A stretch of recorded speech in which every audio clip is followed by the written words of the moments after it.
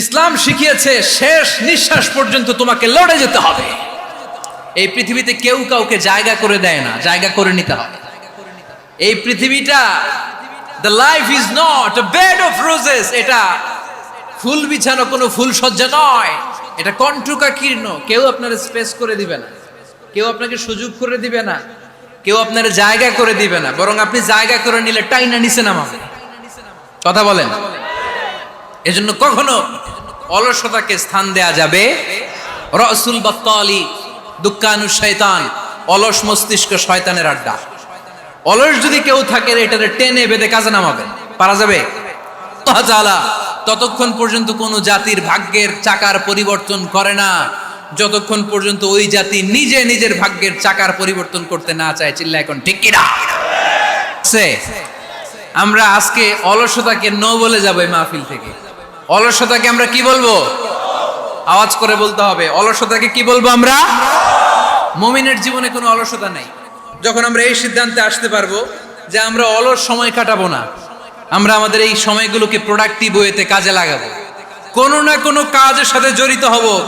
Never under estimate any job, whether it's big or small, বড় হোক বা ছোট হোক, কোনো কাজকে আমরা ছোট করে দেখবো না।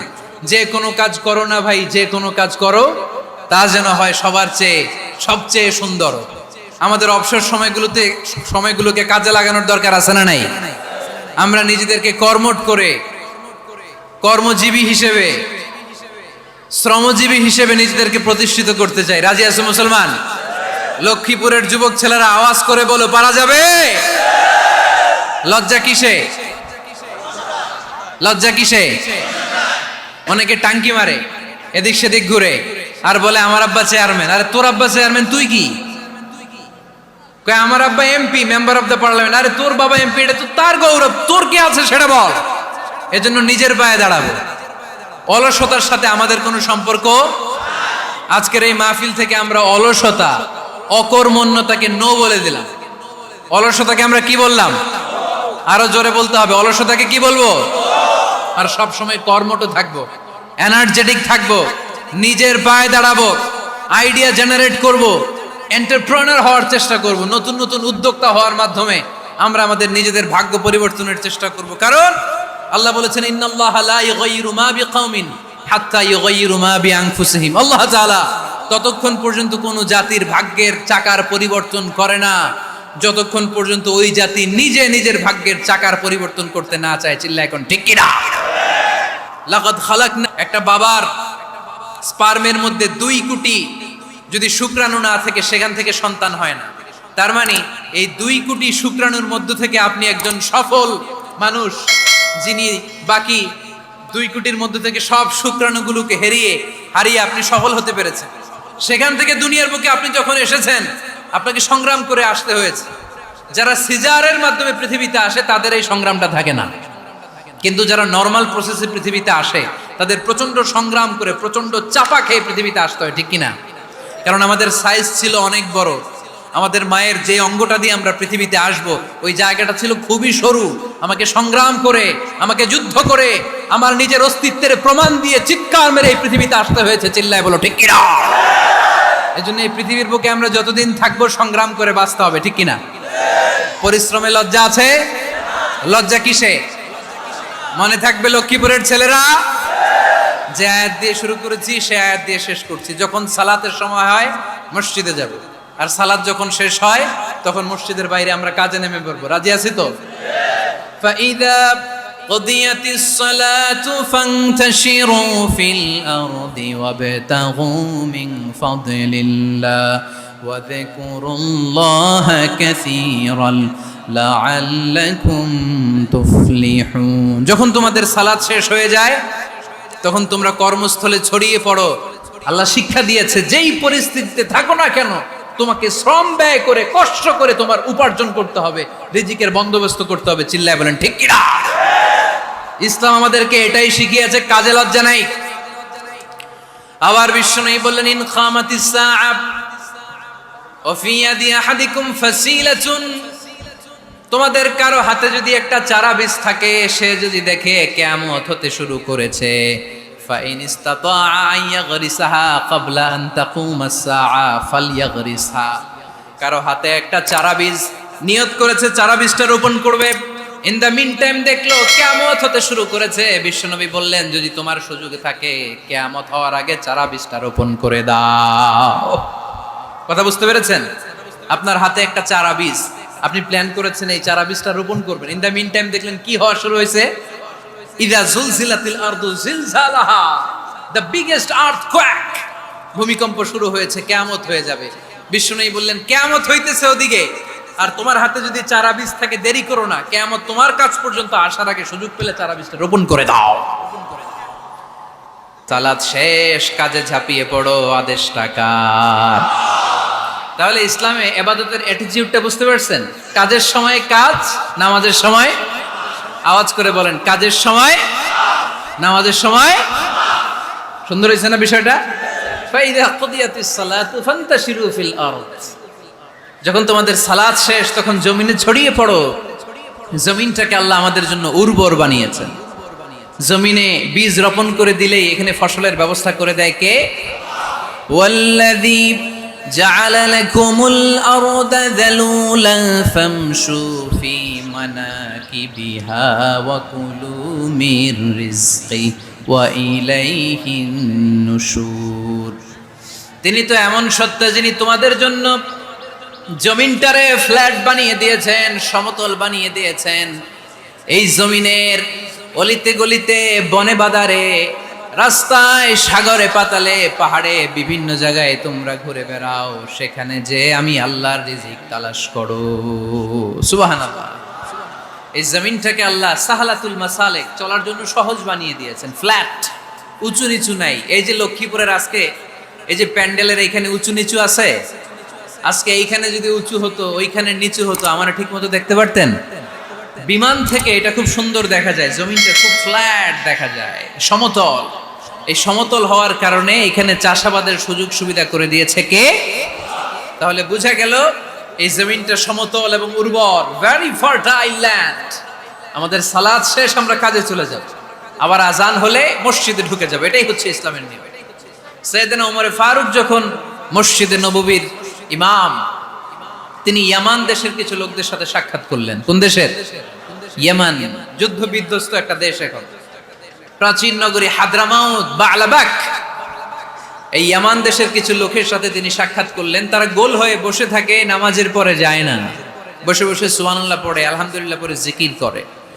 ওমরে ফারুক ভাবলেন, দেখি পরের ওয়াক্তে কি হয়। উনি আসরের নামাজে ইমামতি করতে আসলেন, এসে দেখলেন ইয়ামানের লোকেরা মসজিদের বারান্দায় আশেপাশে বসে আছে, সবাই যায়, এরা যায় না। মাগরিবের সালাতে উনি ইমামতি করতে আসলেন, ওমরে ফারুক নামাজ শেষ করে দেখলেন সবাই চলে যায়, কিন্তু ইয়ামানের লোকগুলো যায় না।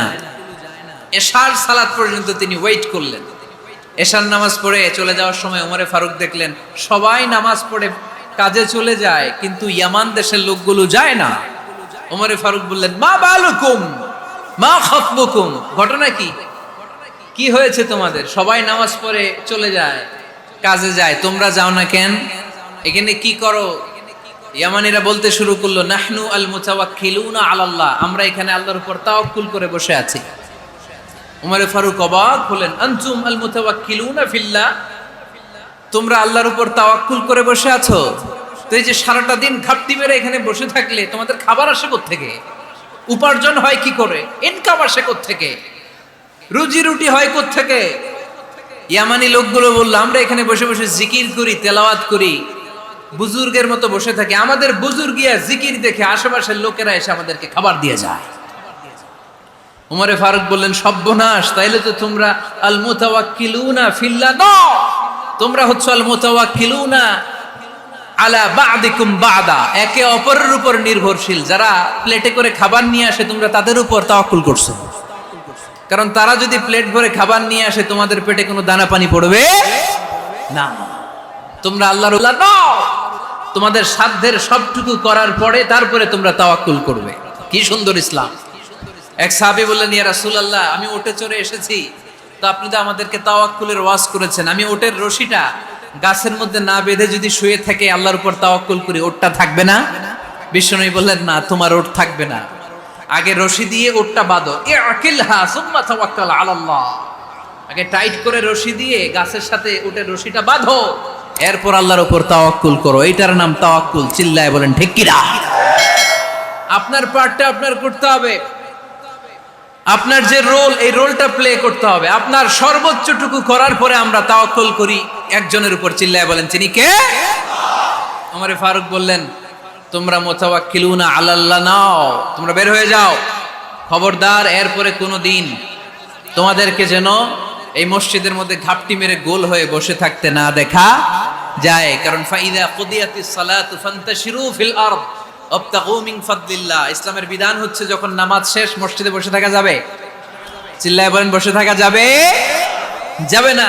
সর্বোচ্চটুকু করে তারপরে আপনাকে বের হয়ে যেতে হবে। প্রতিদিন সকালবেলা পাখির বাসা থেকে দেখবেন পাখিগুলো খালি পেটে বের হয়ে যায়। আপনাদের এই এলাকায় পাখির বাসা আছে? কি পাখির বাসা আছে? হ্যাঁ, সব পাখি আছে। তো সকালবেলা দেখবেন পাখির বাসা থেকে পাখিগুলো খালি পেটে বের হয়ে যায়। বিকেল বেলায় পাখিগুলোর ওদর পূর্তি করে পেট ভর্তি করে আবার পাখির নিড়ে ফিরিয়ে দেয় কে? কারণ পাখিগুলো তাওয়াক্কুল করেছে কার উপর? পাখিগুলো তাওয়াক্কুল করে যদি পাখির নিড়েই বসে থাকতো, ওদের পেটে খাবার আসতো? কথা বলেন। বিশ্বনবী এটাই বললেন, তাকদু খিমাসান ওয়া তারুহু বিতানান। তোমরা যদি পাখির মতো তাওয়াক্কুল করো, মানে আল্লাহর উপর তাওয়াক্কুল করে জমিনে বের হয়ে যাও, তোমাদেরও রিজিকের দায়িত্ব নিয়ে নিবে কে? সকালবেলা প্রতিটা পাখি না খেয়ে বের হয়ে যায়। একটা পাখির পেটের ভেতরে কোনো দানা পানি নাই, কিন্তু আল্লাহর উপর তাওয়াক্কুল করে পাখিগুলো যখন বের হয়ে যায়, বিকেল বেলা পেট ভর্তি করে ওদর ভর্তি করে আবার পাখির নিরে পাখিগুলোরে ফিরিয়ে দেয় কে? পাখিগুলো কি আমাদের মতো খাবার জমা করে রাখতে পারে? আমরা তো 7 দিনের বাজার একবারে করে ফ্রিজে রাখি। পাখিদের ফ্রিজ আছে না? আছে। আমাদের অতিরিক্ত টাকা হলে আমরা ব্যাংকে ব্যালেন্স করে রাখতে পারি, অ্যাকাউন্ট করে রাখতে পারি। পাখিরাও তো অ্যাকাউন্ট করে রাখে না? না, প্রতিদিন না খেয়ে বের হয়। কালকে ওই পাখিটা কি খাবে, কোন জায়গা থেকে তার রিজিকের ব্যবস্থা হবে আল্লাহ ছাড়া কেউ জানে। এটার নাম তাওয়াক্কুল। এটার নাম কি? আমাদের সাধ্যের, আমাদের ক্যাপাসিটি, আমাদের ক্যাপাবিলিটির সবটুকু করে আমরা তাওয়াক্কুল করি একজনের উপর। চিল্লায় বলেন তিনি কে? এজন্য ইসলাম আমাদেরকে শিখায়, সালাত যখন শেষ বের হয়ে যাও, কাজে নেমে পড়ো। কাজে কোনো লজ্জা নাই, পরিশ্রমে কোনো লজ্জা আছে? যিনি রিক্সা চালায় এতে তার কোনো লজ্জা আছে? দিনমজুর, কুলি, ঠেলা গাড়ি চালায়, ছোট্ট ব্যবসা করে, এতে কোনো লজ্জা আছে? লজ্জা নাই। খেয়াল রাখবেন, লজ্জা হচ্ছে অলসতায়। লজ্জা কিসে? বিষ্ণু ঈসা ইসলাম বলেছেন, মা আকালা আহাদুন তুআমান কাত্তু খায়রুম মিন আইয়াকুলা মিন আমালি ইয়াদি। নিজ হাতে উপার্জিত খাবারের চেয়ে, অর্থের চেয়ে শ্রেষ্ঠ খাবার পৃথিবীর কোন মানুষ কোনোদিন ভক্ষণ করে নাই। চিল্লায় কোন সুবহানাল্লাহ। শ্রেষ্ঠতম খাবার নিজ হাতে উপার্জিত খাবার। ঘাম জড়িয়ে যে অর্থ উপার্জন করা হয়, যে ইনকাম করা হয়, এটা হালাল। আর হালাল খেয়ে দোয়া করলে কবুল করে কে? এজন্য খেটে খাওয়া মানুষ, শ্রমজীবী মানুষ আর মেহনতি মানুষদেরকে বিশ্বনবী খুব ভালোবাসতেন। তারা বিশ্বনবীর বন্ধু আর বিশ্বনবী ছিল তাদের বন্ধু। সুবহানাল্লাহ পড়েন। এত ভালোবাসতেন বিশ্বনবী খেটে খাওয়ার মেহনতি মানুষদেরকে। সব সময় বিষ্ণু ইসলাম তাদের জন্য দোয়া করতেন। এজন্য যারা খেটে খায় তারা কপালওয়ালা, তারা মুস্তাজাবুদ দাওয়া। তারা কি? মুস্তাজাবুদ দাওয়া মানে এমন ব্যক্তি যে ব্যক্তি দোয়া করতে দেরি হয় কিন্তু দোয়া কবুল হতে দেরি হয় না। আপনারা এখানে ব্যবসা করেন কে কে? দেখি তো, হাত তুলেন তো। ব্যবসা, মাশাআল্লাহ, অনেক ব্যবসায়ী আছে তো দেখি। আচ্ছা, হাত নামান। চাকরি করেন কে কে? চাকরি, চাকরিও তো অনেক করে দেখি, হাত নামান। প্রবাসী, ছুটিতে দেশে আসছেন। হুজুর আমি আছি, কই? আপনি দেখতে আসছেন? মাশাআল্লাহ। কোন দেশে থাকেন? সৌদি আরব। আলহামদুলিল্লাহ। সৌদিতে ভাল লাগে নাকি সৌদি স্বপ্নের দেশ, খাটতে খাটতে জীবন শেষ? ইনশাআল্লাহ। আচ্ছা, ইউনিভার্সিটির স্টুডেন্ট আছো কারা কারা দেখি? মাশাআল্লাহ, হাত নামাও। ক্লাস 5 থেকে ইন্টারমিডিয়েট পর্যন্ত পড়াশোনা করতেছো অথবা দাখিল আলিম পর্যন্ত, কারা কারা দেখি? মাশাআল্লাহ, হাত নামাও, হাত নামাও। একবারও যারা হাত তোলেন না এবার তারা হাত তোলেন। আন্নেরা কি করেন? হ্যাঁ, বেকার।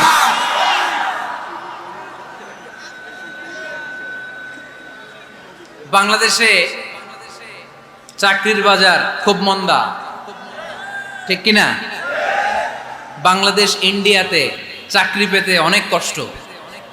সামান্য একটা পদের জন্য যেখানে চেয়েছে ক্লাস 8 পাস, এখানে ডবল মাস্টার ডিগ্রি অ্যাপ্লাই করছে কয়েক লক্ষ। এজন্য আমাদেরকে উদ্যোক্তা হতে হবে। You have to be the entrepreneur. আমাদের উদ্যোক্তা দরকার, বেশি বেশি নতুন নতুন উদ্যোক্তা। নিজেই এমন আইডিয়া নিয়ে আসবে যেই আইডিয়া বিক্রি করে দুর্দান্ত আইডিয়া দিয়ে তুমি পুরো দেশ কাঁপিয়ে দিতে পারো। পারা যাবে না লক্ষ্মীপুরের ছেলেরা? আইডিয়ার অনেক দাম। You have to generate new ideas. নতুন নতুন আইডিয়া এনে মানুষ গোটা বিশ্বকে তাক লাগিয়ে দিচ্ছে। এই যে গত কয়েক বছর আগে কারের একটা রাইড চালু হয়েছে, নাম হয়েছে উবার। কি নাম? ঢাকায় যারা চলাফেরা করেন তারা হয়তো চড়েছেন। উবারের নাম শুনছেন না? এই উবার কোম্পানি কি করে জানেন? নিজেদের ব্যবসা নাই, পুঁজি নাই, পাত্তি নাই, অফিস নাই, কিচ্ছু নাই, কোটি কোটি টাকা হাতায় নিচ্ছে। Just idea, just they are generating new ideas. নতুন নতুন আইডিয়া দিয়ে গোটা বিশ্ব কাঁপিয়ে নিয়েছে একটা মোবাইল অ্যাপসের মাধ্যমে। কিসের মাধ্যমে? Mobile apps. একটা কোম্পানি খুলেছে, গোটা বিশ্বের সব প্রাইভেট কারওয়ালারা ওইখানে রেজিস্ট্রেশন করে আপনি মোবাইলে কোথায় যাবেন, কোত্থেকে যাবেন লিখবেন, গাড়ি আপনার বাড়ির সামনে এসে হাজির। তার একটা পার্সেন্টেজ ওই উবার কোম্পানি পায়। ইউনাইটেড স্টেটস অফ আমেরিকার একটা স্টেট আছে সান ফ্রান্সিসকো, ওইখান থেকে শুরু করছে। 775টা সিটিতে ওদের অপারেশন আছে। বাংলাদেশে ঢাকাতেও আছে।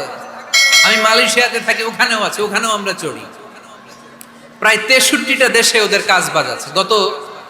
গত বছরে 2018 সালে ওদের প্রফিট ছিল, রেভিনিউ ছিল 11.27 billion US dollar, 11.27 US billion dollar. Just they are selling their ideas. নতুন নতুন আইডিয়া দিয়ে গোটা বিশ্ব কাঁপাচ্ছে। এই উবার যখন চালু হলো, আমি তখন মালয়েশিয়ায় শুনলাম বাংলাদেশে নতুন আর একটা বাইর হইছে, পাঠাও। কি নাম? এটা বোধহয় সারা বাংলাদেশ ব্যাপী হয় নাই, 3টা জায়গায়, সিলেটে, চট্টগ্রামে আর ঢাকায়। এরা আরো চালাক। বাংলাদেশের ছেলেপেলেদের মাথায় চিকন চিকন অনেক বুদ্ধি। এরা ভাবলো এই উবার দিয়ে আর আমরা কত আগাবো, আমাদের গাড়ি আরো ছোট করতে হবে। এরা মোটরসাইকেল রাইড দেওয়া শুরু করছে। জ্যামের শহর ঢাকা, চিপা চাপা দিয়া এরা আপনারা নিয়ে জায়গা মতো পৌঁছায় দিই। তো এই যে উবারের পরে আমাদের ছেলেরা বানাইলো পাঠাও। এরপরে কত কিছু বানাচ্ছে ছেলেপেলেরা, আমি তো এগুলো দেখে অবাক। রকমারি.com নাম শুনছো? বিক্রয়.com নাম শুনছো? ঘরে বসে বসে কোটি কোটি টাকা হাতিয়ে নিচ্ছে তারা। Just they are selling their ideas. যেহেতু আমাদের চাকরি কম, ওই চাকরির বাজারে আমরা লাইন দিতে চাই না। আমাদের মেধাকে খাটিয়ে খাটিয়ে আমরা নতুন তরুণ উদ্যোক্তা বানাতে চাই। চিল্লায় বলো ঠিক কিনা? উদ্যোক্তা যত বাড়বে ততই দেশের কল্যাণ হবে। মানুষ তাদের আইডিয়াকে কাজে লাগিয়ে গোটা বিশ্বকে তাক লাগিয়ে দিচ্ছে। আমরা আমাদের সমতল ভূমিতে চাষ করতে চাই না। মালয়েশিয়াতে একটা এলাকা আছে ক্যামেরুন হাইল্যান্ড, ওরা পাহাড়ের মধ্যে চাষাবাদ করে গোটা মালয়েশিয়ার খাদ্যদ্রব্যের অভাবকে মুক্ত করে দিয়েছে। পাহাড়ের মধ্যে ওখানে ফুলের বাগান, ক্যামেরুন হাইল্যান্ড প্রায় 6000 ফিট উঁচু, প্রচন্ড ঠান্ডা। এই ঠান্ডা পাহাড়ি হিল ট্রাক্স এরিয়াতে মালয়েশিয়ার এই ক্যামেরুন হাইল্যান্ডে ওখানে আছে ফুলের বাগান, আছে ফলের বাগান, আছে চায়ের বাগান, ওখানে মধুর চাষ হয়, ওখানে শাকসবজি চাষ হয়, ওখানে অনেক কিছু চাষাবাদ হয়। ওই ফলমূল শাকসবজি দিয়ে গোটা মালয়েশিয়ার 14টা স্টেটে যত শাক সবজি ফলমূল লাগবে ওরা আঞ্জাম দেয়। আর আমরা আমাদের সমতল ভূমিতে চাষ করতে চাই না। আমরা চাষাবাদকে খুব লজ্জা মনে করি। এটা ভুল আইডিয়া। আমাদের যে এলাকা যেই জিনিসের জন্য বিখ্যাত ওইটাকে আমাদের ব্র্যান্ডিং করতে হবে। লক্ষ্মীপুর কিসের জন্য বিখ্যাত? নারিকেল সুপারি। নারিকেল সুপারি যে পৃথিবীর কত মানুষ, ইন্দোনেশিয়ান লোকেরা মুড়ির মতো খায় নারিকেল আর সুপারি। তো এইটারে আমাদের ব্র্যান্ডিং করতে হবে। যেই দেশে যেটা আছে যে এলাকা যেই পণ্যের জন্য বিখ্যাত ওইটা আমাদের ব্র্যান্ডিং করতে হবে। আমাদের আদমজির জুট মিল বন্ধ না, ভাওয়ানি জুট মিল বন্ধ, আমাদের পাট শিল্পকে ধ্বংস করে দিয়ে ইন্ডিয়া এখন ওই কটনের পাঞ্জাবি বানায়, জুট কটনের পাঞ্জাবি, আছে না নাই? পুরা বাংলাদেশের মার্কেট এই জুট কটনের পাঞ্জাবি দিয়ে সয়লাভ। আমাদের বাংলাদেশের পাট দিয়ে যদি আমরা মিহি পাঞ্জাবি বানাতে পারতাম, গোটা বিশ্ববাজারকে আমরা দখল করে নিতে পারতাম, ঠিক কি না? এর জন্য আমাদেরকে নতুন নতুন আইডিয়া জেনারেট করতে হবে। চাকরির পিছনে বসে থাকলে চলবে না। আর আজান যদি হয়ে যায় ছুটে যাব মসজিদে, আর নামাজ শেষ হলে আমরা আমাদের কাজের দিকে চলে যাব। চিল্লায় বলেন ঠিক কি না? যেটাই করব আমরা ভালোভাবে করব। আল্লাহ বলেছেন লিয়াবলুয়াকুম আইয়ুকুম আহসানু আমালা। লক্ষ্মীপুরের ভাইয়েরা আওয়াজ করে উত্তর দেন, আওয়াজ করে উত্তর দিতে হবে। জান্নাতে যেতে হলে 100তে কত নাম্বার পেতে হবে? হ্যাঁ, হয় নাই 51। কি নাম তোমার? হ্যাঁ, ফরহাদ। জান্নাতে যেতে হলে 100তে আমার দরকার 51। 100তে কত লাগবে? ফাআম্মা মান সাকুলাত মাওয়াজিনুহু ফাহুয়া ফি আইশাতির রাদিয়া। সেদিন মিজানের পাল্লা যার ভারী হয়ে যাবে সে আনন্দ উৎসবে থাকবে। তো মিজানের পাল্লা ভারী হওয়ার জন্য 100তে আমার কত পাওয়া লাগবে? কত পাওয়া লাগবে? 51 পেলেই হয়ে যাবে। এজন্য আল্লাহ বলছেন লিয়াবলুয়াকুম আইয়ুকুম আহসানু আমালা। যেটাই করবে ভালোভাবে করবে। আল্লাহ এটা পরীক্ষা করতে চান যে আমরা ভালোভাবে কে কতটুকু আমল করেছি। যারা আরবি বুঝেন আলেম ওলামা আপনারা জানেন, এখানে আল্লাহ বলেননি লিয়াবলুয়াকুম আইয়ুকুম আকসারু আমালা। আল্লাহ এটা দেখতে চান যে তোমাদের মধ্যে থেকে কে বেশি আমল করে। এটা বলছে আল্লাহ? বলে নাই। আল্লাহ বলেছে লিয়াবলুয়াকুম আইয়ুকুম আহসানু আমালা, যে ভালো করে করে। এজন্য আমরা যাই করি না কেন কি করে করব? আওয়াজ করে বলতে হবে। কেমন করে করব? যে কোনো কাজ করো না ভাই, যে কোনো কাজ করো তা যেন হয় সবার চেয়ে সবচেয়ে সুন্দর। পড়েন, যে কোনো কাজ করো না ভাই, যে কোনো কাজ করো তা যেন হয় সবার চেয়ে সবচেয়ে সুন্দর। পড়েন, যে কোনো কাজ করো না ভাই, যে কোনো কাজ করো তা যেন হয় সবার চেয়ে সবচেয়ে সুন্দর। হোক না সেটা পড়া লেখা, রঙের ভাষায় ছবি আঁকা। পড়েন, হোক না সেটা পড়া লেখা, রঙের ভাষায় ছবি আঁকা। হোক না সেটা সামান্য কাজ কিংবা মহত্তর, তা যেন হয় সবার চেয়ে সবচেয়ে সুন্দর। যে কোনো কাজ করো না ভাই, যে কোনো কাজ করো তা যেন হয় সবার চেয়ে সবচেয়ে সুন্দর। চিৎকার করে বলেন ঠিক কি না? আমরা যেটাই করি না কেন এটা ভালো করে করার দরকার আছে না নাই?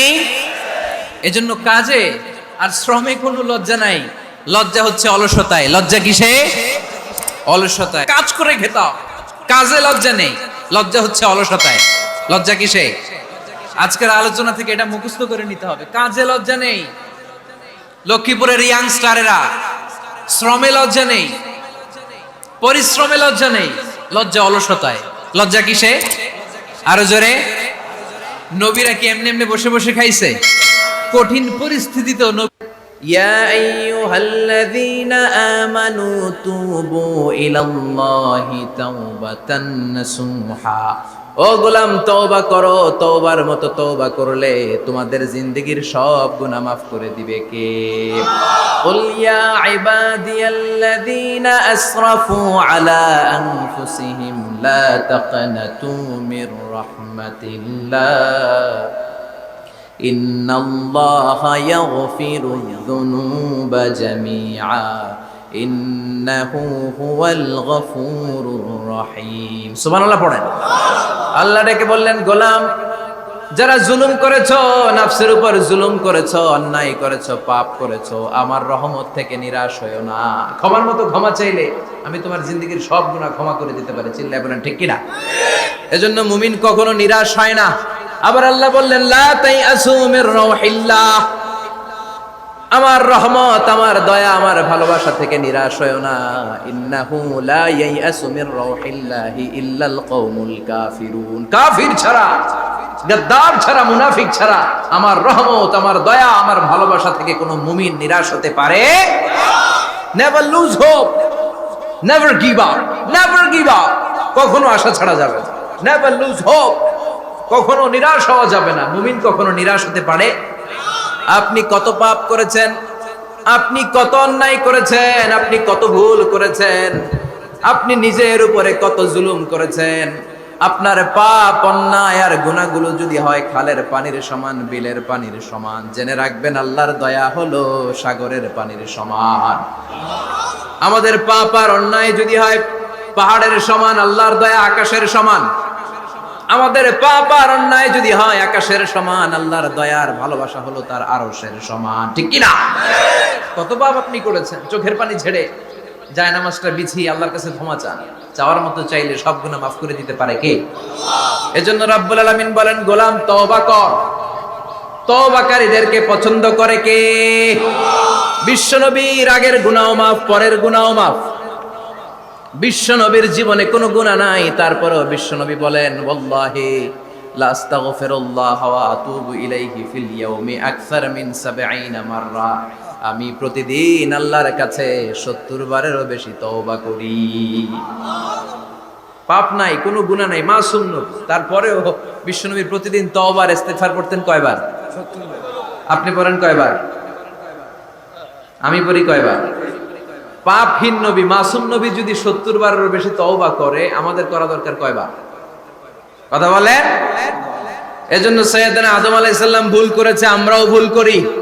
সাইয়েদনা আদম আলাইহিস সালামকে আল্লাহ ক্ষমা করে দিয়েছেন, আমাদেরকেও ক্ষমা করে দিবে কে? আল্লাহর দয়া, আল্লাহর ভালোবাসা, আল্লাহর করুণা যে কত বিশাল আমাদের কোনো ধারণাই নাই। আল্লাহ ভালোবাসাকে তৈরি করে ১০০ টুকরা করলেন। এক টুকরা ভালোবাসা পৃথিবীর সবার মাঝে ঢেলে দিলেন, আর ৯৯ টুকরা ভালোবাসা আল্লাহ তাআলা নিজের মধ্যে রেখে দিলেন। ওই এক টুকরা ভালোবাসার ছিটে ফোটা পেয়ে আমাদের মধ্যে ভালোবাসার ঠেলা কি দেখছেন?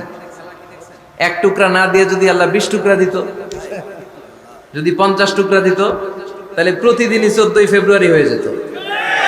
কথা বলেন। আর কয়দিন বাকি?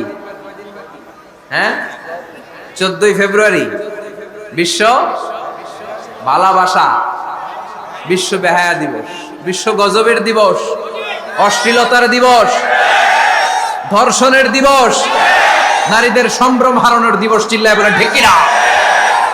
এই দিন কোন মুমিন পালন করতে পারে?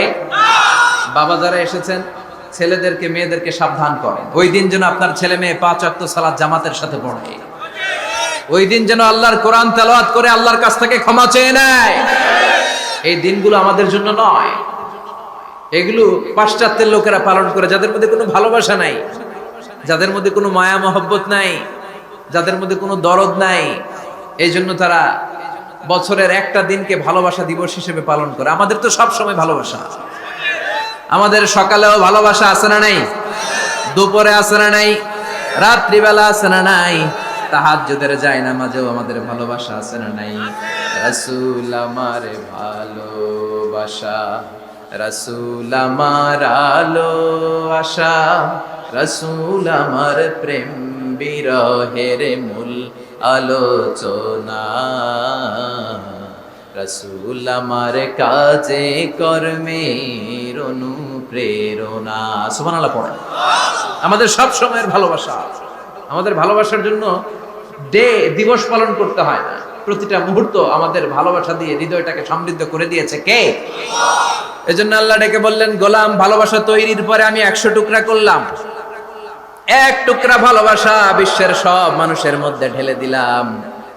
৯৯ টুকরা ভালোবাসা আমি আল্লাহ নিজের মধ্যে রেখে দিলাম। দেখেন, এক টুকরা ভালোবাসা পেয়ে আমাদের মধ্যে কত ভালোবাসা। ভালোবাসার গান আছে না নাই? নাটক আছে না নাই? উপন্যাস আছে না নাই? ভালোবাসার ফিল্ম আছে না নাই? হাজবেন্ডের জন্য ওয়াইফের ভালোবাসা, বন্ধুর জন্য বন্ধুর ভালোবাসা, আবার গার্লফ্রেন্ডের জন্য বয়ফ্রেন্ডের ভালোবাসা আছে না নাই? আমরা কি এই ভালোবাসা করব? ভালোবাসা সব হবে বিয়ের পরে। চিল্লায় বলেন ঠিক কিনা? আপনি আপনার হাত স্ত্রীর হাতের সাথে মিলালে 2 হাতের সগীরা গুনাহ মাফ করে দেয় কে? আপনি আপনার নজরটা স্ত্রীর চেহারার দিকে ফেললে চোখের সগীরা গুনাহ মাফ করে দেয় কে? আবার বিশ্বনবী বললেন, শীতের রাতে এক কম্বলের নিচে যখন তোমরা শুয়ে থাকো, তখনও তোমাদের আমলনামাটা সওয়াব দিয়ে পূর্ণ করে দেয় কে? কি সুন্দর ইসলাম! What a balanced religion we have got from our Lord. আল্লাহর কাছ থেকে কি ভারসাম্যপূর্ণ জীবন বিধান আমরা পেয়েছি। পরকিয়া করলে গুনাহ, আর স্ত্রীর সাথে ভালোবাসা প্রকাশ করলে সওয়াব আছে না নাই? আপনি ভালোবাসার কথা স্ত্রীকে বলবেন, স্ত্রীর প্রশংসা করবেন, তার সাথে খুনসুটি করবেন, সওয়াব আছে না নাই? কিন্তু ভাবির সাথে করলে গুনাহ আছে না নাই? শালীর সাথে করলে, কাজিনের সাথে করলে, আল্লাহ তুমি বুঝার তৌফিক দাও। ভালোবাসা তিনি 100 টুকরা করে সবার মধ্যে ঢেলে দিলেন 1 টুকরা, নিজের মধ্যে রাখলেন 99 টুকরা। এরপরেও কত ভালোবাসার উপমা গোটা বিশ্বব্যাপী। প্রাণীদের মধ্যে আল্লাহ ভালোবাসা দিলেন। দেখবেন মুরগির বাচ্চা নিয়ে যখন মা মুরগিটা হাঁটে, ছোট বাচ্চাটা ধরা যায় না, ধরতে গেলেই লাফিয়ে কামড়াতে আসে, ঠিক কি না? বাছুরের গায়ে হাত দেয়া যায় না, গাভী রেগে যায়। ছেলের জন্য ছেলেকে বাঁচাতে যে বাবা অ্যাক্সিডেন্ট করে মরে যায়, কলিজার টুকরা মেয়েটারে বাঁচানোর জন্য মা মরে যায়, আছে না নাই? আমি নিজে পেপার কাটিং এ পড়েছি, বন্যার পানিতে পানি খেতে খেতে মা শেষ। দুধের বাচ্চাটা মেয়েটারে বালতির মধ্যে ধরে মা মাথার উপরে তুলে ধরেছে, বন্যার পানি খেতে খেতে মা শেষ, বাচ্চা মরে নাই। তার মানে কলিজার টুকরা মেয়ের জন্য মা জীবন বিলিয়ে দিয়েছে। 1 টুকরা ভালোবাসার ছিটে ফোঁটা তোমরা পেয়েছো। সাইয়েদনা আদম থেকে শুরু করে up to the day of judgement, কিয়ামত পর্যন্ত সবাই মিলে আমরা ভাগে যোগে কয় টুকরা? কথা বলেন। আর আল্লাহ নিজের কাছে রেখে দিয়েছেন কয় টুকরা? তাহলে ভালোবাসা আল্লাহর বেশি না কম? আল্লাহ তুমি দয়ার সাগর, রহমানুর রহিম, তোমার দয়ায় পূর্ণ আমার সারা নিশিদিন, তোমার দয়ায় পূর্ণ আমার সারা নিশিদিন। সুবহানাল্লাহ পড়ো। আল্লাহর যে অপার দয়া ভালোবাসা, এটার উপর আস্থা আছে তো? নাকি নিজের ঈমান আর আমলের উপর আস্থা রাখবেন? আমাদের আমল, আমাদের ইবাদত, আমাদের সালাত, যাকাত, এগুলো আমাদেরকে জান্নাতে নিতে পারবে? আমাদেরকে জান্নাতে নিতে পারে শুধুমাত্র কেবলমাত্র আল্লাহর দয়া আর ভালোবাসা। আমরা যে লোক দেখানো নামাজ পড়ি, ইবাদত করি, আল্লাহর কসম এটা মিজানের পাল্লা রেখে দিলে এটার কোনো ওজনই হবে না। আমাদের আশার জায়গা, ভরসার জায়গা একটা, সেটা হলো আল্লাহর দয়া। চিল্লায় বলেন ঠিক কি না? বনি ইসরাইলের এক আবেদ 100 বছর আল্লাহর ইবাদত করেছে। In the day of judgment, আল্লাহ তাআলা ওই আবেদকে বলবে, উদখুলিল জান্নাতে বিরহমাতি, go to the paradise with my mercy, আমার দয়ায় ভালোবাসায় জান্নাতে ঢুকে যাও। ওই আল্লাহর ওলি বলবে, বালবি আমালি, আল্লাহ আমি আমার আমল দিয়ে যেতে চাই, আপনার দয়া দিয়ে জান্নাতে যাওয়া লাগবে কেন? আমি নামাজ তো কম পড়ি নাই, জিকির তো কম করি নাই, তাহাজ্জুদ তো কম পড়ি নাই। আল্লাহ বলবেন, তাই এত তাহাজ্জুদ পড়েছিস, আমি যে চোখ দিয়েছি এই চোখের নেয়ামতের শুকরিয়াই তো তোর আদায় হয় না।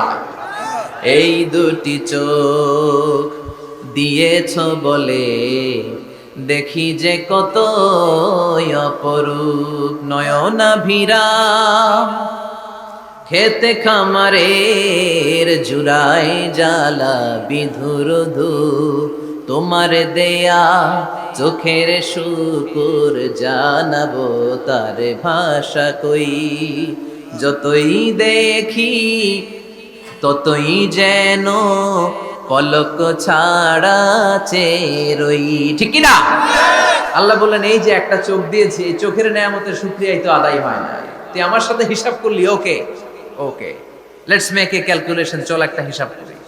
তোর 100 বছরের ইবাদত এক পাল্লা রেখে দিলাম, আর আমি দয়া করে মায়া করে পৃথিবীর নাজ নেয়ামত আর সৌন্দর্য দেখার জন্য যে তোকে চোখ দিয়েছি, 2টা চোখ নয়, একটা চোখ আরেক পাল্লা রেখে দিলাম। ওজন দেওয়ার পর দেখা যাবে মুহূর্তের মধ্যে চোখের পাল্লাটা ভারী হয়ে গেছে।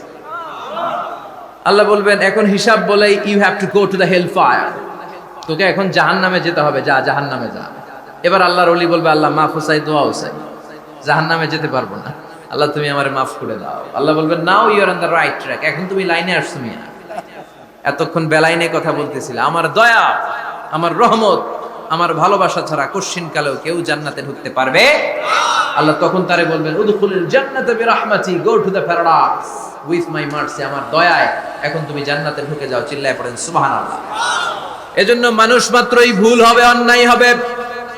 ভুল করা, পাপ করা, অন্যায় করা এটা দোষের কিছু না, কিন্তু পাপের উপর স্থায়ী থাকা হলো দোষের, ঠিক কিনা?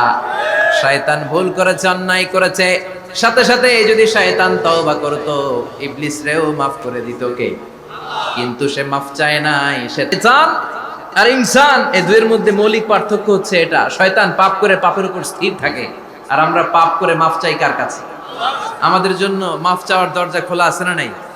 সকালে গুনাহ করছি, দুপুরে মাফ করে দিবে কে?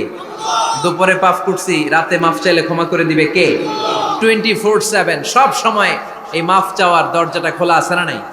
শুধুমাত্র কেবলমাত্র দুইটা সময় আল্লাহ তাআলা তওবা কবুল করেন। এক হচ্ছে বাদাল গারগারা, বাদাল গারগারা, মালাকুল মাউত যখন এসে রূহ ধরে টান দেয়, তখন গলায় গরগর গরগর শব্দ হয়। মালাকুল মাউতকে দেখে ফেললে আর তওবার কোনো সুযোগ নেই। সাইয়েদনা মুসা আলাইহিস সালাম তার চাচাতো ভাই কারণকে বলেছিল সম্পদের যাকাত দাও, এ সম্পদ আল্লাহ দিয়েছে। কারণ বলে আল্লাহ দেয় না, ইন্নামা উতিতুহু আলা ইলমিন ইনদি, আমি আমার ইন্টেলেক্ট, আমার সৃজনশীলতা, আমার বুদ্ধিমত্তা খাটিয়ে সম্পদ উপার্জন করেছি, আমি যাকাত দিব না। মুসা আলাইহিস সালাম বললেন তাহলে আযাবের অপেক্ষা করো। কারণ বলল পারলে আযাব নিয়ে আসো।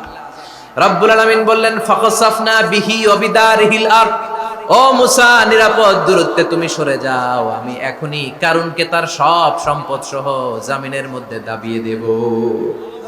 কারণ তার সম্পদ সহ জামিনে দেবে যেতে লাগলো। আমি জায়গাটা নিজে দেখে এসেছি। মিশরের রাজধানী কায়রো থেকে 120 কিলো দূরে ফাইউম নামে একটা জেলা আছে, ওই জেলায় বাহাইরা কারুন, কারণের সব সম্পত্তি আল্লাহ জামিনে দাবিয়ে দিয়েছে। হাঁটু পর্যন্ত দেবে যায়, সে ভেবেছে আমি বেঁচে যাব, কোমর পর্যন্ত দেবে গিয়েছে, বেঁচে যাব। গলা পর্যন্ত যখন দেবে গিয়েছে আর বাঁচার সুযোগ নাই। কারণ কয় মুসা সব সম্পত্তি তোরে আর তোর আল্লাহরে দিয়ে দিলাম, আমারে বাঁচা, আমারে বাঁচা, আমি তওবা করলাম। তখন কি তওবার সময় আছে? কথা কর, বাদাল গারগারা, মালাকুল মাউত যখন দেখে ফেলবেন তখন তওবার সুযোগ আছে। ফেরাউনেরও একই দশা। লোহিত সাগরের পানি খেতে খেতে ফেরাউনের পেটটা যখন এত বড় হয়ে যায়, ফেরাউন হাত তুলে বলে আনা মিনাল মুসলিমিন, আমি মুসলমান। আমি, এটা কোরআনের আয়াত কিন্তু, আনা মিনাল মুসলিমিন, বনি ইসরাইলরা যে আল্লাহর উপর ঈমান এনেছে, আমিও ফেরাউন সেই আল্লাহর গোলাম। আল্লাহ বলে দ্য টাইম ইজ আপ, সময় শেষ, এখন তোমার ঈমান কবুল করা হবে। তার মানে বাদাল গারগারা তওবা কবুল হয় না। এই মৃত্যুর গড়গড়ানি আসার আগ পর্যন্ত চোখের পানি ছেড়ে যদি আল্লাহর কাছে ক্ষমা চান, জীবনের সব গুনাহ মাফ করে দিবে কে? শয়তান আল্লাহরে বলল মাবুদ, এত জান্নাত বানিয়ে কি লাভ, আপনার একটা বান্দারও জান্নাতে ঢুকাতে পারবেন না। আমারে বানিয়েছেন জাহান্নামী, আমি আমার সর্বোচ্চ চেষ্টা দিয়ে আপনার সবগুলা বান্দারে জামাতে জাহান্নামে নিয়ে একসাথে ঢুকবো, পারলে জাহান্নাম আরো কয়েকটা বাড়িয়ে বানান। আল্লাহ বললেন কেন কেন? শয়তান বলে লা আকুদান্না লাহুম সিরাতাকাল মুস্তাকিম, আপনার বান্দা জামাতে নামাজ পড়তে যেতে চাইবে, ওখান থেকে ধোকার ওয়াসওয়াসা দিয়ে আমি গানের কনসার্টে নিয়ে যাব। তাফসীর মাহফিলে কোরআন শুনতে যেতে চাইবে, ধোকা দিয়ে আমি মদের আড্ডাখানায় নিয়ে যাব। ওয়ালা তাজিদু আকসারাহুম শাকিরিন, একটারেও জান্নাতে ঢুকাতে পারবেন না। চ্যালেঞ্জ দিলাম। আল্লাহ বলল শয়তান তুই আমারে চ্যালেঞ্জ দেস, আমি তো সব রাজার বড় রাজা, মহারাজা, আমার সাথে তো কেউ চ্যালেঞ্জ দিয়ে টিকতে পারে না। চিল্লা এখন ঠিক কিনা? শয়তান তুই চ্যালেঞ্জ দিলি, আমিও তোর চ্যালেঞ্জ নিলাম। ওয়া ইজ্জতি ওয়া জালালি ওয়া ইরতিফাই মাকানি, আমার ইজ্জতের কসম, আমার জালালিয়াতের কসম, আমার মহানত্বের কসম, আমার ক্ষমতা আর দাপটের কসম, আজীবন আমার বান্দা গুনাহ করবে, পাপ করবে, অন্যায় করবে, কোন এক তাফসীর মাহফিলে এসে চোখের পানি ছেড়ে যখন ক্ষমা চাইবে, আমি জীবনের সব গুনাহ মাফ করে দেব। আমি আমার বান্দার জীবনের সব গুনাহ মাফ করে দিয়ে জান্নাতে ঢুকায় দেব। তখন তুই কি করবি? লা আগফিরান্না লাহুম মা দামু ইস্তাগফিরুনি, যতক্ষণ আমার বান্দা আমার কাছে ক্ষমা চাইবে, আমি আমার বান্দার জীবনের সব গুনাহ মাফ করে দেব। সুবহানাল্লাহ পড়ে। এজন্য রাব্বুল আলামিন বলেন ইয়া আইয়ুহাল্লাযীনা আমানু তুবু ইলাল্লাহি তাওবাতান নাসুহা, তওবার মতো তওবা করো। তওবার মতো তওবা করলে যত বড় অন্যায় হোক, পাপ হোক, গুনাহ হোক, সব গুনাহ মাফ করে দিতে পারে কে? সাইয়েদনা আদম আলাইহিস সালাম ভুল করলেন, শত শত বছর কাঁদলেন। আল্লাহ বললেন ও আদম, কিছু বাক্য তোমারে শিখিয়ে দেই, এই বাক্য দিয়ে তুমি আমার কাছে তওবা করো, তোমার তওবা কবুল করে নেব। সাইয়েদনা আদম বললেন রব্বানা, পড়েন রব্বানা যালামনা আনফুসানা ওয়া ইল্লাম তাগফির লানা ওয়া তারহামনা লানাকুনান্না মিনাল খাসিরিন। ও আল্লাহ, আমি জুলুম করেছি নফসের উপর, ভুল করেছি, অন্যায় করেছি, অপরাধ করেছি, আপনি যদি ক্ষমা না করেন আমি শেষ হয়ে যাব। লানাকুনান্না মিনাল খাসিরিন, আমি ক্ষতিগ্রস্তদের মধ্যে শামিল হয়ে যাব। ঠিক কি না?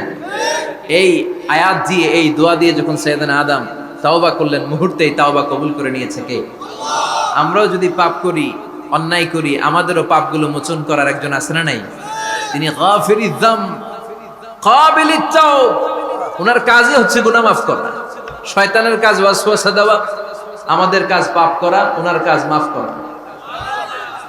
আল্লাহ ডেকে বলে, গোলাম তোরা যদি পাপ না করতি আর বারবার মাফ না চাইতি, তাহলে তোদেরকে ধ্বংস করে দিয়ে জমিনের বুকে এমন একটা জাতি আমি বানাতাম যারা পাপ করতো আর মাফ চাইতো, আর আমি মাফ করতাম।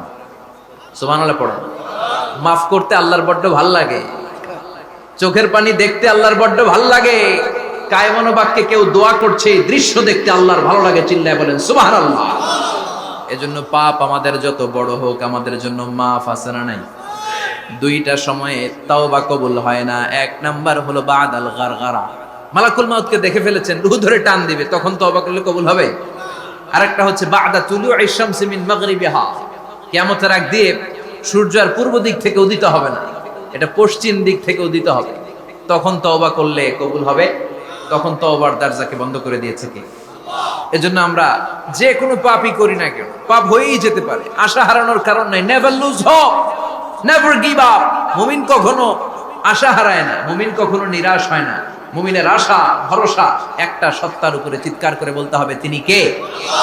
এজন্য পাপ হওয়ার সাথে সাথে আমরা তওবা করব কার কাছে? বিশ্বনবী বললেন কিছু কিছু কাজ আছে এগুলো হয়ে যাওয়ার পরে দেরি করা যায় না।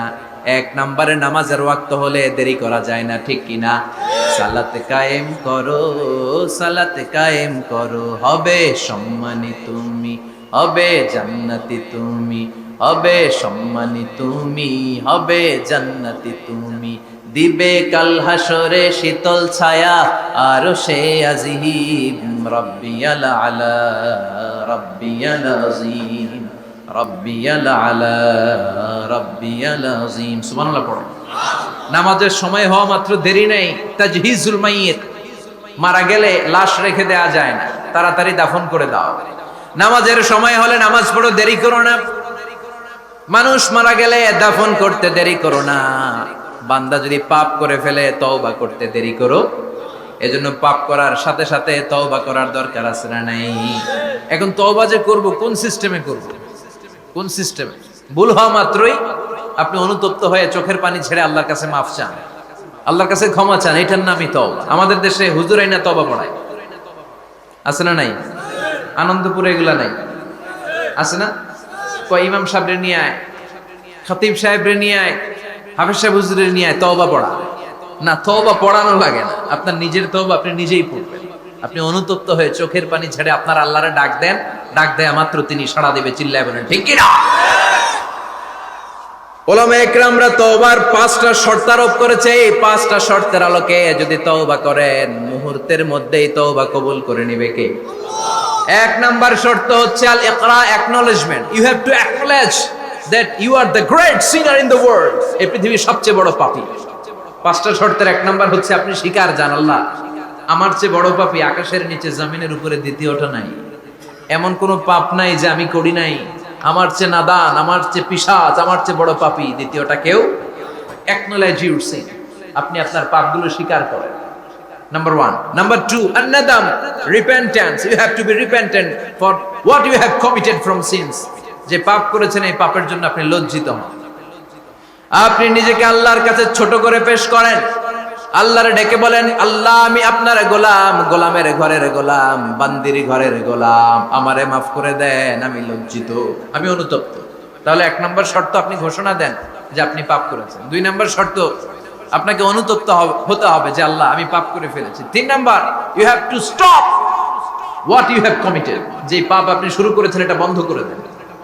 আপনি সুদের জন্য সুদ খাইছেন, আল্লাহর কাছে তওবা করলেন, আবার সুদ খাওয়া চালিয়েও যাচ্ছেন, এই তওবা কবুল হবে? সুদ খাওয়া আগে বন্ধ করেন। আপনি ঘুষ খেয়েছেন, এই ঘুষ খাওয়ার কারণে আপনি আল্লাহর কাছে তওবা করলেন কিন্তু ঘুষ খেয়েই যাচ্ছেন, এই তওবা কবুল হবে? 3 নাম্বার হচ্ছে you have to stop what you have committed. আপনি যেই পাপ করেছেন এটাকে বন্ধ করেন। 4 নাম্বার শর্ত, you have to hate what you have committed. আপনি যেই পাপটা করেছেন এটাকে মন থেকে ঘৃণা করেন, ওইটারে মন থেকে ঘৃণা করতে হবে। 5 নাম্বার শর্ত হচ্ছে you have to determine that you never repeat this sin again. আল্লাহর কাছে ওয়াদা দেন, কমিটমেন্ট দেন যে আল্লাহ পারতপক্ষে আমার জীবনে আর এই কাজটা করব। এই 5টা শর্তের আলোকে তওবা করলে কবুল করবে কে? 1 নম্বরে স্বীকার জান আল্লাহ আমি পাপী, 2 নম্বরে অনুতপ্ত হন, 3 নম্বরে পাপ কাজটা বন্ধ করে দেন, 4 নম্বরে ওই পাপ কাজটাকে মন থেকে ঘৃণা করেন, 5 নম্বরে আল্লাহর কাছে ওয়াদা দেন আর জীবনেও এই পাপ করব না। এই 5টা শর্তের আলোকে যদি তওবা করেন আপনার তওবা কবুল করে নিবে কে? এজন্য যত পাপ যত অন্যায় আমরা করি না কেন আমাদের এই পাপগুলো অন্যায়গুলো ক্ষমা করার একজন আছে না নাই? তিনি কে? এজন্য সব সময় তওবা করতে রাজি আছেন তো? প্রতিদিন শত শতবার তওবা করতে রাজি আছেন? প্রতিদিন শত শতবার ইস্তেগফার পড়তে রাজি আছেন? বিশ্বনবী প্রতিদিন 70 বারেরও বেশি ইস্তেগফার করতেন। শুধু টয়লেটে যে মুহূর্তে থাকতেন ওই মুহূর্তে পড়তেন না, টয়লেটে ঢোকার মুহূর্তে বিশ্বনবী ইস্তেগফার পড়তে পারতেন না, তাই টয়লেট থেকে বেরোয়েই তিনি ইস্তেগফার পড়তেন। তিনি পড়তেন গফরানাক। কি পড়তেন? গফরানাক মানে হলো আস্তাগফিরুল্লাহ। গফরানাক মানে কি? গফরানাক মানে আল্লাহ আমি আপনার ক্ষমা চাই, মানে আস্তাগফিরুল্লাহ। আবার বিশ্বনবী বলতেন মান লাযামাল ইস্তিগফার জাআলাল্লাহু লাহু মিন কুল্লি দিকিন মাখরাজা। যে ব্যক্তি সব সময় ইস্তেগফারের সাথে লেগে থাকে তাকে সব সময় বিপদ থেকে মুক্তি দিবে কে? আমাদের জীবনে বিপদ আছে না নাই? কত ধরনের বিপদ! যে কোনো সময় অসুস্থ হয়ে যেতে পারি, যে কোনো সময় দুর্ঘটনার কবলে পড়তে পারি, যে কোনো সময় গুম হয়ে যেতে পারি। কথা কন, এদেশে গুম টুম নাই মনে হয়, ক্রস ফায়ার নাই, কে কোন সময় গুম কে কোন সময় নাই কোনো ঠিক নাই। আল্লাহ বিশ্বনবী বললেন মান লাজিমাল ইস্তিগফার জাআলাল্লাহু লাহু মিন কুল্লি দিকিন মাখরাজা। সব সময় যে ইস্তেগফারের সাথে আঠার মতো লেগে থাকবে আল্লাহ তাআলা তাকে বিপদ থেকে সব সময় মুক্তি দান করবেন। সুবহানাল্লাহ পড়েন। 2 নম্বরে বিশ্বনবী বললেন অমিন কুল্লি হাম্মিন ফারাজা। ওই ব্যক্তিকে রব্বুল আলামিন সব ধরনের দুশ্চিন্তা থেকে মুক্তি দিয়ে দিবেন। আমাদের জীবনে দুশ্চিন্তা আছে না নাই? টেনশন নাই কার কার? হাত তুলেন তো। যে হুজুর আমার কোনো টেনশন নাই। আপনার টেনশন নাই, মাশাআল্লাহ। আমার সাথে দেখা করবেন আলোচনার পর। টেনশন ছাড়া মানুষ আছে? বাসার টেনশন, মরার টেনশন, কবরের টেনশন, ক্যারিয়ারের টেনশন, বিদ্যুৎ বিলের টেনশন, গ্যাসের বিলের টেনশন, বাড়ি ভাড়ার টেনশন আছে না নাই? বিশ্বনবী বললেন টেনশন ছাড়া মানুষ নাই। সব সময় 18 মতো যে ইস্তেগফারের সাথে লেগে থাকবে তাকে টেনশন মুক্ত করে দিবে কে? 3 নাম্বার ওয়ারযুকহু মিন হাইসু লা ইয়াহতাসিব। এমন জায়গা থেকে আল্লাহ তাআলা রিজিকের ব্যবস্থা করে দিবেন সে কল্পনাও করতে পারবে না। আমি নিজে এটার প্রমাণ পেয়েছি। অনেক অনেক সময় আমি কল্পনাও করি নাই যে এখান থেকে আমার রিজিকের ব্যবস্থা হতে পারে। এমন পরিমাণে রিজিকের ব্যবস্থা এসেছে 2 হাতে নিয়েও কুলাতে পারি না। এজন্য সব সময় চলতে ফিরতে উঠতে বসতে ইস্তেগফারের সাথে লেগে থাকার দরকার আছে না নাই? আবার বিশ্বনবী বললেন সদা সর্বদা যারা সব সময় ইস্তেগফার পড়বে আল্লাহর পক্ষ থেকে কোনো আযাব গজব তাদের উপর পাকড়াও হবে না। ওয়া মা কানাল্লাহু মুআযযিবাহুম ওয়া হুম ইস্তাগফিরুন। সুবহানাল্লাহ। যতক্ষণ তুমি ইস্তেগফার পড়বে আল্লাহর পক্ষ থেকে প্রোটেকশন আছে না নাই? তাহলে 4টা জিনিস পেলেন। 1 নম্বরে বিপদ থেকে মুক্তি দিবে কে? টেনশন মুক্ত করে দিবে কে? রিজিকের ব্যবস্থা করে দিবে কে? আল্লাহর আযাব আর গজব থেকে আপনার হেফাজতে রাখবে কে? ইস্তেগফার পড়ার 5 নাম্বার ফজিলত হচ্ছে সব সময় ইস্তেগফার পড়লে আপনি মুস্তাজাবুদ দাওয়া হয়ে যাবেন। কি হয়ে যাবেন? মানে দোয়া করলেই কবুল করবে কে? মুস্তাজাবুদ দাওয়া। এই টার্মিনোলজি, এই পরিভাষাটা কি আজকে প্রথম শুনলেন? খেয়াল রাখবেন, মুস্তাজাবুদ দাওয়া মানে এমন ব্যক্তি যেই ব্যক্তি দোয়া করতে দেরি কিন্তু দোয়া কবুল হতে দেরি হয়। হাত তুলে দোয়া করতে দেরি, মুহূর্তেই দোয়া কবুল করে নেয় কে? আপনি যদি সব সময় ইস্তেগফারের আমলটা করেন আপনারে মুস্তাজাবুদ দাওয়া বানিয়ে ফেলবে কে? আপনারা ইমাম আহমদ ইবনে হাম্বলের নাম শুনেছেন? আমাদের ইসলামে 4টা মাযহাবের প্র্যাকটিস আছে, অনুশীলন। হানাফি, শাফিঈ, মালিকি। 4 নাম্বারটা কথা কন। আরো অনেক মাযহাব আছে কিন্তু এই 4টা মাযহাব বেশি প্রসিদ্ধ। গোটা বিশ্বের মানুষগুলো কোরআন সুন্নাহর আলোকে যে আমলগুলো করে এটা 4টা মাযহাবের রেফারেন্সের সাথে কোনো না কোনো ভাবে মিলে যায়। এটার প্রথমটা হচ্ছে হানাফি, দ্বিতীয়টা শাফিঈ, তৃতীয়টা 4 নম্বরটা সবাই বলেন কি নাম? হাম্বলি। ইমাম আহমদ ইবনে হাম্বল এই মাযহাবের ধারক বাহক প্রতিষ্ঠাতা। তিনি ছিলেন জগৎ বিখ্যাত মুহাদ্দিস, জগৎ বিখ্যাত মুহাদ্দিস। ওনার পুরো জীবনটা উনি হাদিস সংগ্রহের কাজে ব্যয় করেছেন এবং একক স্বতন্ত্র হাদিসের গ্রন্থ হিসেবে পৃথিবীর সবচাইতে বড় যে হাদিসের কিতাব ওইটার নাম হচ্ছে মুসনাদে আহমদ ইবনে হাম্বল। যারা আলেম ওলামা আছেন জানেন না মুসনাদে আহমদ ইবনে হাম্বল, এটার মধ্যে প্রায় 40,000 হাদিসের কম্পাইলেশন আছে। সুবহানাল্লাহ বাড়িতে গিয়ে বললেন, এত বিশাল হাদিসের গ্রন্থের রচয়িতা। ওনার শেষ জীবনে উনি হাদিস সংগ্রহের জন্য সফর করতেন। শীতের এক রাতে তিনি সফরে বেরিয়েছেন। এক মসজিদে মাগরিব আর এশার সালাত পড়ে তিনি ভাবলেন ফজরের সালাতে এই মসজিদে পড়ে সকালবেলা বেরোবো, যেহেতু বাইরে শীত কই আর যাব। ব্যাগ থেকে কাঁথা বের করে হাদিস পড়তে শুরু করেছেন আর ভাবলেন হাদিস পড়তে পড়তেই রাতটা কাটিয়ে দিব। কিন্তু মসজিদের দারোয়ান এসে বলে, মুরব্বী মসজিদে তো থাকা যাবে না, আপনি বেরোন। আহমদ ইবনে হাম্বল অনুনয় বিনয় করলেন যে তোর কাছে হাত জোর করে ক্ষমা চাই বাবা, এই শীতের রাতে আমারে বের করে দিস না, আমি রাতটা মসজিদে কাটাতে চাই। আমি ফজরের নামাজেরও মুসল্লি এই মসজিদে, আমি ফজর পরে তারপরে যাব। দারোয়ান সে না ছোট বান্দা, সে বলে না মসজিদে থাকতে পারবেন না, বেরোন বেরোন। না বেরোলে গাট্টি সহ ঘাট ধাক্কা দিয়ে বের করে দিবে। চিনতে পারে নাই যে এটা মুহাদ্দিসুদ দাহর, এ যুগের সর্বশ্রেষ্ঠ মুহাদ্দিস ইমাম আহমদ ইবনে হাম্বল। এখন উনি আর কি করবেন, কিছু করতে না পেরে ব্যাগ নিয়ে বের হয়ে গেলেন। প্রচন্ড শীতের রাতে, কনকনে শীতে তিনি কাঁপছেন।